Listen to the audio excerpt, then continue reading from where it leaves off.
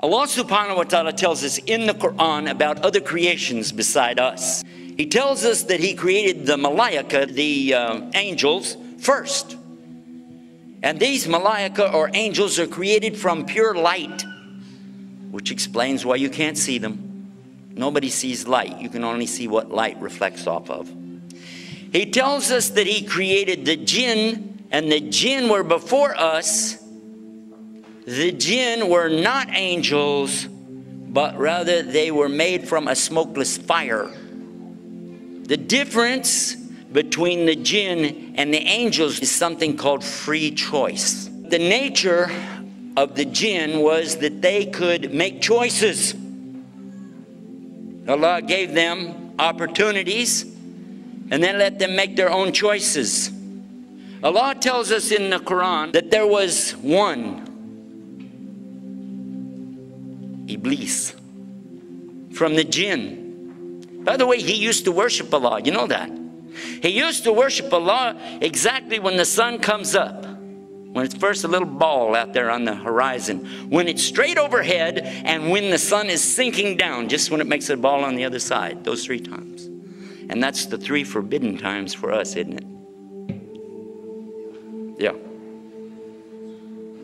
But when Allah created the best of His creation, human beings, Adam, He commanded all of creation, bow down, for I have created the best of my creation. And all creation obeyed Allah and bowed down, illa Iblis, except for Iblis. Because of what? What was the word that Allah used in Quran? Because of his what? His what? Kibr. His kibr.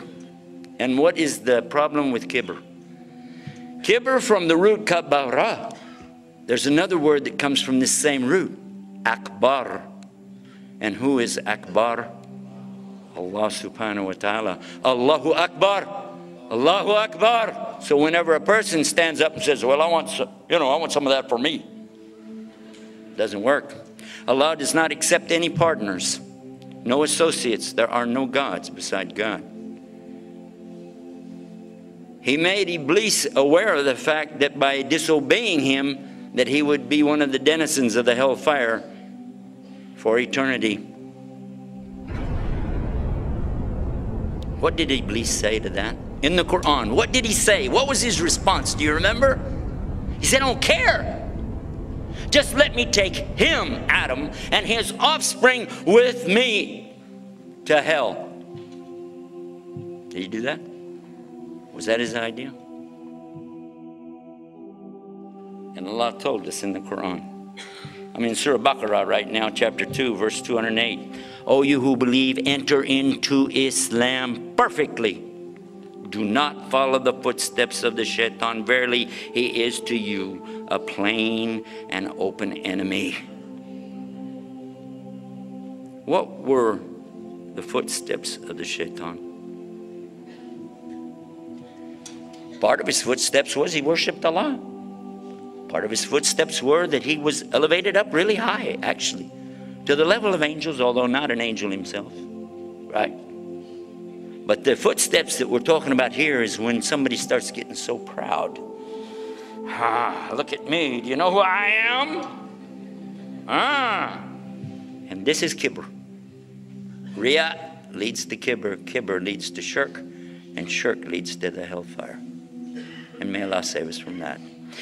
So this is really a good lesson for all of us to be aware of. Of course we know drinking alcohol, taking drugs, illegal sex, killing people, all of these things are horrible. Everybody knows this is wrong.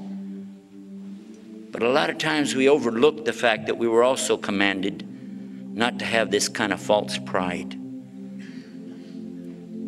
And when I say we, I'm talking about all.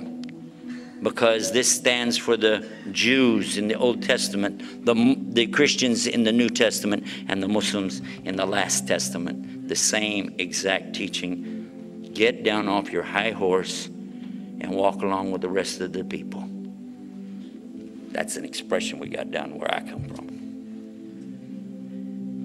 And Allah tells us in the Quran, or do they think they'll enter into Jannah, paradise, without the fitna, the trials, as came to those who passed away before you? They were afflicted with severe poverty and ailments, and were so shaken that even the messenger and those who believed along with him said, when will come the help of Allah? Yes, certainly the help of Allah is near.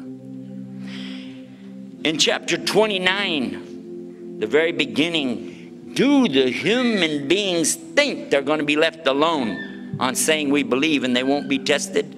And for sure, Allah is going to test them just as He tested those before. To do what? And He said it. To show the truthful of those that are true and the liars in their falsehood. So what is shaitan to us? He is a test. The Prophet Muhammad sallallahu alaihi wasallam told us that every one of us, when we're born, there's a qareen, which means an intimate, a close one, attached to you like your jugular vein. That shaitan is a part of your test. That's why when we go through life, there's always somebody there trying to mess up the good things that we're trying to do, isn't it? Somebody always telling you, like even you did a good deed, you want to give some charity, and somebody saying, you know, you show that off a little bit. Let people know what you're doing, right? Any good deed, mess it up for you. And certainly help you with all the bad deeds. Who is this devil? Is he real? Or is it a figment of your imagination? Or is it just something in philosophy? According to the Quran, he's very real. Substance is real, you just don't see it. He lived before us, he's still alive today. That's an amazing subject right there, isn't it? That's amazing. Sometimes I hear Muslims tell me if I just had more knowledge, you know, more knowledge. How many times you heard that? If we just had more knowledge. I'd like to encourage all of us to have more knowledge, because definitely this is something important in Islam, but at the same time, do you think just knowledge by itself is going to save you? Is that going to be your salvation? Because wouldn't you think that the devil has got some knowledge by now? I mean, after all, he was a witness to the creation of Adam himself, true or false? And he knows. I mean, he's been around. He's tried to mess up every single prophet. You heard Dr. David Milliken talking about Jesus being tempted by the devil. Right? Even the devil tried to bother Muhammad, and then finally Allah subhanahu wa ta'ala made his qareen submit. But even then the shaitan kept trying to bother him, didn't he? Try to bother all the Muslims. Where did evil come from? Did you want to know that? A lot of people will tell you evil came from the devil. They said it. I heard a lot of people tell me that. Comes from the devil. But if it came from the devil, that means the devil has power. Does the devil have any power? If he does, that means that Allah's got competition. If Allah has competition, then there's a power split out there somewhere, and that means shirk. And we don't believe in that. So according to us, nobody created evil except Allah. Allah created evil. How many think that's a mistake? Is that a mistake? Is that what I just said? Did Allah create evil, yes or no? We're going to take a vote. Tell you what, before you go too far, and I'll read it for you. Say, I seek refuge with the Lord of daybreak. From what? From the evil that He created as a test for you and me. Who created it? Allah. Wow.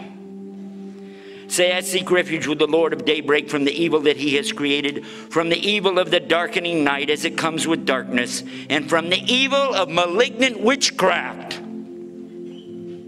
and from the evil of the envier, hasad, whenever he practices hasadin, the hasad, when he practices his envy. And by the way, that's a commandment in the Old Testament for the believers in the Bible. It's like the last commandment, not to have envy. Same religion sent by God to the people before.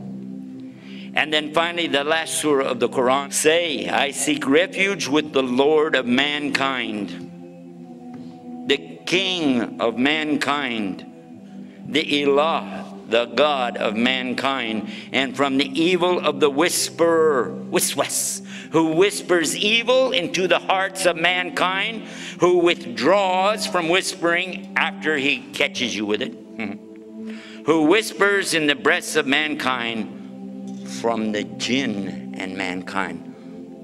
Shaitan is from where? From both jinn and men. So there are devils that we don't see and some devils that we do see every day. And some of them we even voted for.